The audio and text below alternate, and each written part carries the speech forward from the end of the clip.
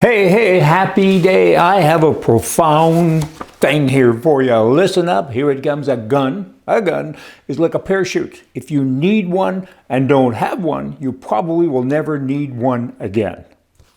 Hey, profundity? How do you pronounce that? Hey.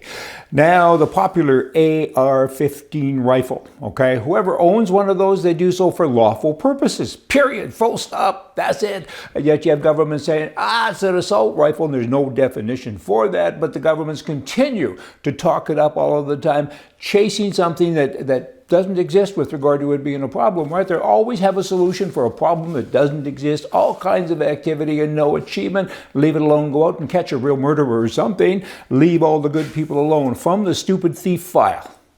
And I have a thick file on the stupid thieves, 8 young New Yorkers, they faked scores and scores, a score being 20 of pandemic-related unemployment insurance claims. They got all kinds of money, but they used their own addresses and their own phone numbers, and then they went on social media and they bragged about it. They held up the money, lots of cash, and said, look what we got. And hey, they win the award for this week's stupidness. Erin O'Toole, he would be the leader of the Conservative Party in Canada. The Conservative Party, I'm always amazed at that because they merged from progressive conservatives, progressive, of course, meaning left, conservatives supposedly meaning right, and they brought in all kinds of other people, and he says, I want liberals to come to my party too. I think the word conservative is a little bit flawed, but in any event, he now apparently has hired the consultants in the United Kingdom who helped Boris Johnson win that election. Careful there, Mr. O'Toole, but because you know what, Boris is the guy, careful for us, I guess, all the Canadian types. Boris is the guy who's recently said, let's all kind of hug each other and trees and animals and different things and be more friendly with regards to other genders, and let's have more genders, more than just the two, and I want to be a feminist. I've never understood what that means, a feminist. I like women. I just do. Kind of always have. They're feminist people. Pretty nice people, too. Oh, well, Quebec in Canada. And Quebec has all kinds of issues with regard to Canada should have issues, I should say, should have. Quebec doesn't have issues. I had to go in a circle there because Quebec's got it made. And O'Toole endorses them, as do all the other politicians. It seems it's a hard thing to kind of comprehend. Quebec now will become a nation within a nation, right? And they're not really part of the nation anyway because they've never signed the Constitution. But they now are a nation with benefits. They get their own language and they get to send members of parliament to Ottawa, and they benefit from every federal program. And there's a lot of federal programs in Canada, let me tell you, and they continue to assert their rights over the country that they're not part of. Wow. It's like getting married and having your ex-wife come and live in the basement and run your household. What is going on? And your ex-wife speaks a different language. This is just crazy. You know what? The House of Commons and Senate, they say that's good.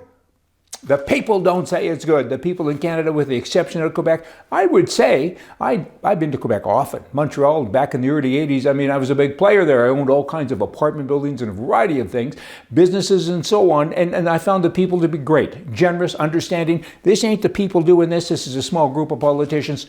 Most people that I know there in Quebec, friends of mine, they say, this is crazy. How can this be? I agree. Talking of crazy, keeping on with crazy, let's go to Alberta. You got Kenny, the premier.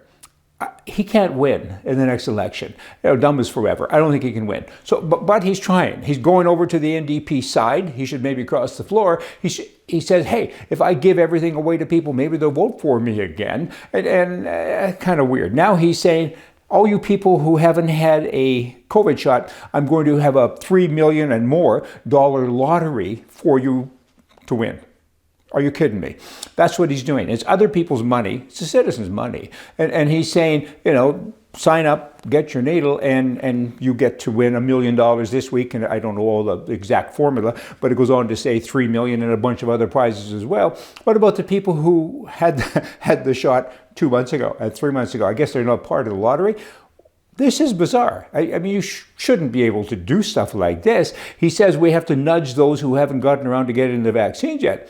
who are you? Who appointed you, God? And who gave you the right to spend other people's money? I mean, this is the disease that 99.9% or something of people recover when they do get it. And last time I heard Kenny talking about how bad it was, there was 150 people in the hospital with regards to COVID, and there's 4.5 million people that live there. I mean, on and on. We could really go there, but I won't. Let's just stick with the money part. A lottery, so you get a vaccine? Boy, there's a lot of bad things about that, I think. Hey, you know what? Government stuff can be, well, it's controversial. We all have different opinions, and I get that, but that's good, as long as we talk about it and we can maybe make things happen. A famous guy once said this: if you do not take an interest in the affairs of your government, then you are doomed to live under the rule of fools. Well said. I hope I pronounced it right. A famous guy, and I've read his books, and I've always just said it out loud to myself. Plato, P-L-A-T-O, you know. But you know, it's so true. And I've always voted. I feel this is my duty. Most people that I know never voted. And in the last couple of rounds, they have voted. They were always too busy. And they used to say, big rich guys, developers and so on of real estate, they used to say, you know, I don't do politics, I'm too busy.